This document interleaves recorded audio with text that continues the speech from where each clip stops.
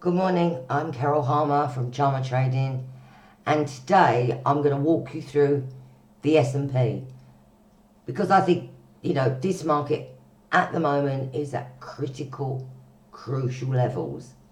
So I want to show you why I'm thinking the way I'm thinking. And the only way to do that, obviously, is to tell you and show you. Obviously, the euro is at quite critical levels, but I mean, unless it breaks below 1080, it's not changing, it's still ranging. However, the S&P is quite different. Now you will see that on the monthly, again, I've got this broadening top. Now, if you go back to 2009, you can see that the market is actually quite well behaved. If you look at what it did on a correctionary basis, I pull that up here, you can see that, apart from this, which we had in December 2018, we've actually stayed within a bullish phase, which is quite good. Now the problem comes for me is that all this whippy sort of movement around at the end of as you're reaching all-time highs, this is indicative of an end of trend. Okay, now you've got other features that are explaining this. You've got the RSI that is way off its high, as you can see here. You've got the monthly stochastics, which were bullish virtually all the way through 2016 to December 2017. They are diverging at all-time highs. This you can't ignore. When markets do this, everybody gets freaked, and if you've been in a buy dip scenario for as long as what we have, it's very, very difficult to change your mindset, to have a look and say, do you know what, maybe, just maybe, this market isn't going to go to the moon. There are criteria we follow for when markets do get to all-time highs, all-time lows. One of them is extreme volatile ranges. Well, looking at that chart, you can see nothing but extreme volatile ranges that we've had for nearly 2 years. Well, 18 months. 17 months, yeah. Now you look at other factors that come in, okay? The Russell hasn't gone anywhere near its all-time highs. The small caps are failing. There are certain stocks in the S&P that are not making new highs. Now, when this happens, you've got small caps down, medium caps down. When a lot of stocks that make up the S&P are not rallying, Houston, we have a problem. And I mean, that's the fundamental reason, and I'm not a fundamentalist. But what I am is extremely nosy, and I want to know why. So I do a lot of research into this, and when the fundamentals, technicals will always lead the fundamentals. You'll always get a change in price before the rest of the world catch up and go, yes. Now, I've seen this time and time again. Markets react very quickly on news, but it's the technicals that really do show the way. Now, these are showing the way. Now, do we want to get into a state or a thing like 2016? No, because in 2016, the correction was just a correction, and up we went, and all we did then is buy dips, and very, very profitable. This time, it's different, okay? This time is very, very different. So we've got market breaking up through this line I've been watching. So now we take a look at the weekly chart. Now what I'm seeing here is something quite bizarre. I'm seeing an inverse head and shoulder pattern within a bull run. Now, you can have these, absolutely no problem at all. You can see how it's taken all this time to form this inverse head and shoulder pattern. Inverse head and shoulder patterns are quite rare, are quite common within continuation patterns. So don't let's get carried away that, oh my God, you know, we can't have this inverse head and shoulder pattern within a bull run. You can.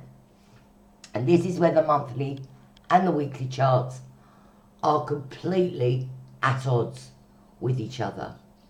On the monthly, you're looking at a top-in formation. On the weekly, you're looking at a continuation pattern with a target of, oh my God, you know, quite significant move higher. It's very, very easy to measure a target. It really is. All you're doing is you're taking that high there at 29.40, that low there at 23.46, gives you a total of 594 points. You add that to a break of this line, which is around 3040, you get a measure target of 3634. So this is why everything's in a bit of a conundrum at the moment. You've got the monthly charts going, I don't really think we're going much higher. You've got the weekly charts going, do you know what, guys? We can get to 3634. There will be an awful lot of selling up at 3031 to 3040.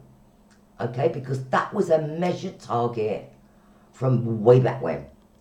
So this is where the struggle's going to be. This is where, obviously you've got to allow for stops, as we do, and algos, bless them. You know, but this is where the struggle is going to be. And it's really a simple struggle. It is, the bulls have had their way since 2009, more since 2016. The bears had a little sniff in 2018, and the bulls come back. The sellers have actually been able to trade this market, but what they want is supremacy. What the seller is looking for now, they're looking at the monthly charts and they're going, this is going lower. You know, they're all looking, I mean, don't forget, I'm not the only one who can see this broadening top on the S&P. By far, I'm not the only one. Even if I take all the technical traders I've trained personally over the years, they should all be looking at that monthly chart and that broadening top. These are rare patterns. It's very rare that you will see this sort of pattern, but I've seen it before. So I know that they work, but I'm also concerned about the weekly, and I think it's going to be quite a tug of war, and probably it's going to do something over August when we're all laying on the beach and we're all on our holiday. So what I suggest is that we keep one little eyeball open on this market, okay? Because we really are at crucial levels, and it's very rare that I will jump up and down and start to screech. But unfortunately, this is what I need to do now. I need for you to see what the longer term picture is, okay? The noise that you're going to have over the next few months in the S&P is unprecedented.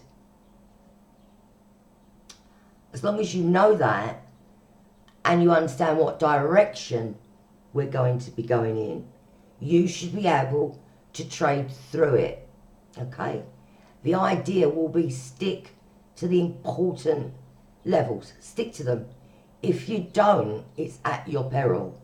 You know, a lot of retail traders come in, they look at their little 5-minute chart, the guy's going up, thanks Bolt, and they don't see anything else.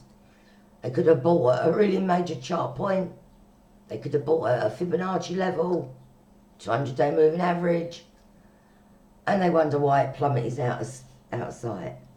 Look at the long-term charts.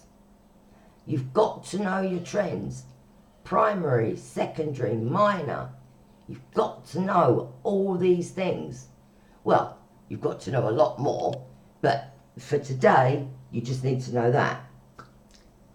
Now, let's take a look at the daily chart and see if I can get inspiration from that one. No. In a word, there's not a lot that can give me inspiration. New all-time highs, not new all-time highs in this.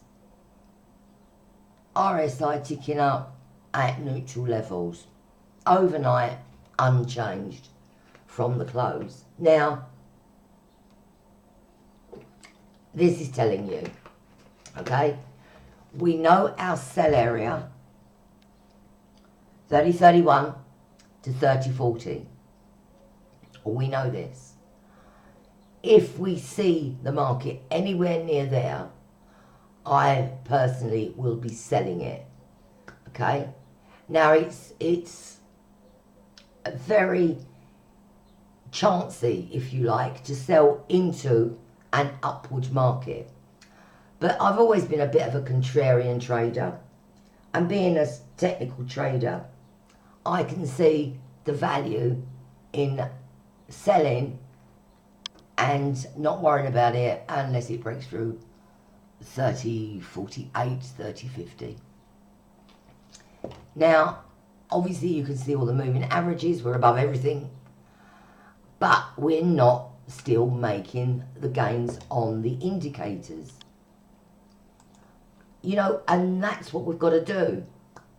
We need confirmation. Obviously your price is primary. It is primary. Your price is primary. Always look at the price. Chart patterns. The technical indicators, they're secondary. But what you do when you go on, or I do, when I go on reversal watch, and I'm on reversal watch now, when you see advertised in the newspapers, the news is full of this market is going to the moon, and it starts to accelerate away, and everybody piles in, that's your clue. That's the time when you want to go. It's not going up that much further. It is a classic end of trend move. I've seen them all in the currencies back in 1985 when we had central bank intervention every day. You know, we had to work through that. It was if anybody's worked in central bank intervention and with the Bundesbank and the Bank of Japan, you know how hairy it was back in those days. So markets with big ranges doesn't faze me, because we've had them back in currencies back in the early to mid 80s. So I've stayed with the way I trade and the way I analyse markets for all these years, and it works. Okay, so just be aware of these major levels, and when everybody wants to go the same way, that's the time it's not going to go the same way. Alright? You've got the resistance levels. You should all know the downside support. If you don't, it's 2943, 2904, 2875. And that's just off the top of my head. Okay. Well, thank you for listening. It's been a pleasure. This will be my last markets.com video for August. I'm off next week for 5 weeks. Phew. And we'll come back refreshed and all together in September. Don't get me wrong, when I say I'm not working, wherever I am, I will have my pad with me so that if that market starts to go, I'm not losing it. I can't. I've spent all this time analysing the thing just to be laying on the beach when it finally pukes. No. Okay. But you all take care, and I'll see you when we resume in September. Good luck.